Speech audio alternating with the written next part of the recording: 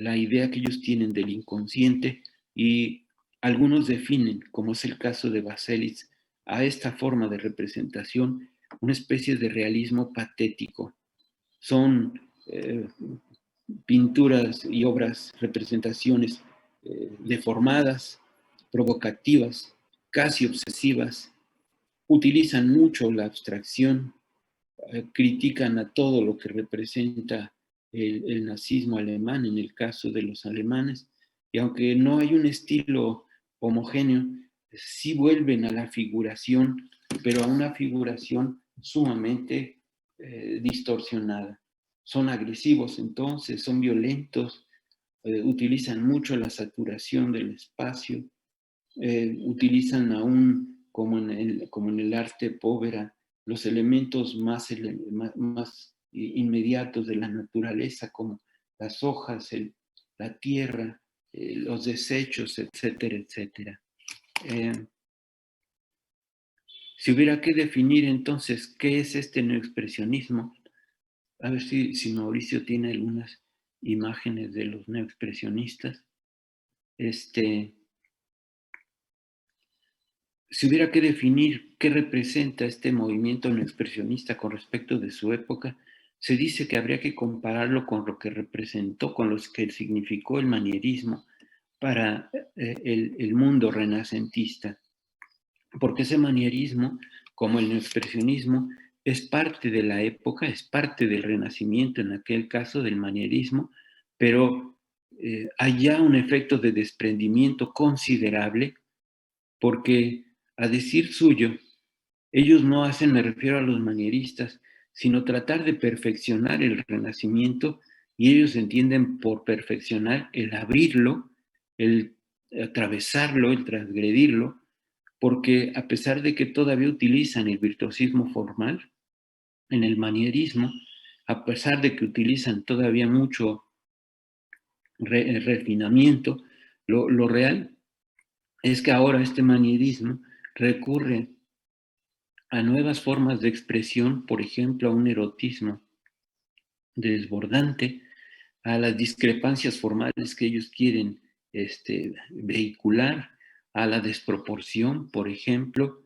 tratando de capturar esta vez ya no la imagen perfecta del Renacimiento, o en este caso de la posmodernidad crítica, sino tratando de capturar esta vez la desesperación interior y el horror secreto que vive cada individuo en ese momento. Entonces, esta posvanguardia del que Bonito Oliva va a ser protector y, y no sé, teórico del neoexpresionismo y del neoconceptualismo en los años 80, utiliza justamente esta referencia al manierismo, diciendo que justamente en cuadros como los neoexpresionistas italianos, como Chia, por ejemplo, son la recuperación de fuerzas eruptivas, rostros sin cuerpo, en el caso de Cucci, son figuras toscas en el caso del propio Chia, deformando el mundo aparente, interviniendo en aquello que parece ser solamente sugestivo más que una representación fiel, es hacer referencia a todo lo curioso, a todo lo que a nosotros nos parece, digamos así, picante, y lo hacen a través de una obra que además de todo tiene niveles de sabiduría importante, porque utilizan mitos del pasado que ellos conocen, tratando de reconciliar lo que les parece irreconciliable a través de formas de expresión en donde Picasso y Chagall viven permanentemente, o gente como Rouault y Picasso, representaciones cristianas, acaban dando formas de combinatoria, formas de combinación entre elementos que antes permanecían separados, y haciendo que la obra de la antigüedad clásica de repente se vea mezclada con las culturas africanas, o con los elementos del sueño y de la realidad, que esto esté sujeto sobre todo a una paleta de colores mucho más viva, casi rayando en el mal gusto y tratando de desprenderse a través de estos colores, a través de estas combinatorias caprichosas,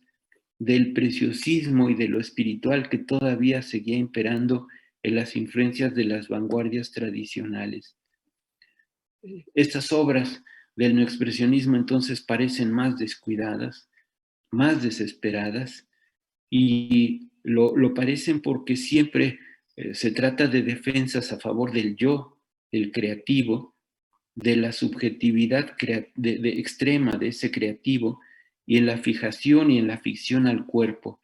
Hay una predilección periódica por algunas cosas desagradables, excrementos, etcétera, etcétera, y lo hacen a través de estructuras pictóricas fraccionadas, pero sobre todo en donde la posición del creativo juega un papel preponderante. Es el caso de Clemente entre los italianos, que es de los más activos y que se caracteriza por realizar mezclas muy extremas, como entre Picasso y Rouault, como entre Picasso y Chagall, o es el caso de Paladino, que mezcla imágenes paleocristianas, es decir, de las formas primeras de obra cristiana del siglo I,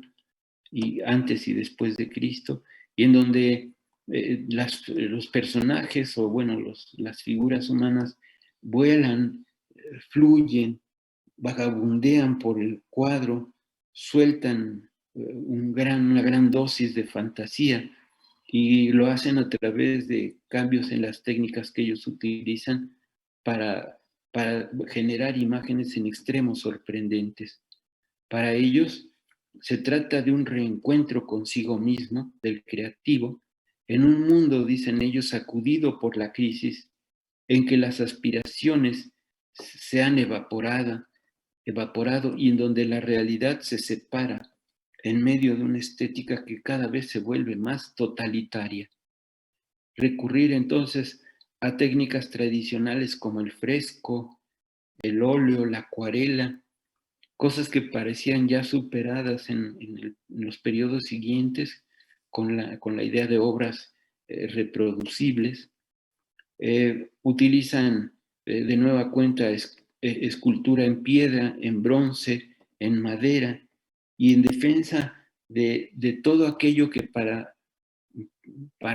ellos era el propósito final, y era el de poner fin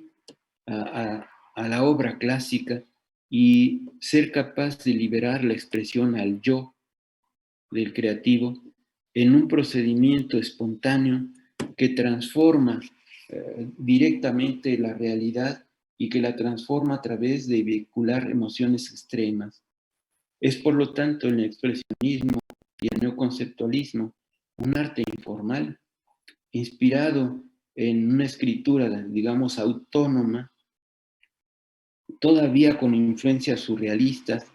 pero en donde los creativos, nacidos casi siempre en los años 40, siguen siendo niños de la guerra, pero en donde la obra para ellos debe establecer una relación directa entre el sujeto que la produce y el objeto producido. Para ellos tomar el lápiz, el pincel o lo que sea para representar es una experiencia antes que nada de un deseo espontáneo por parte del creativo que intenta ejecutar fundamentalmente una idea o de materializar un pensamiento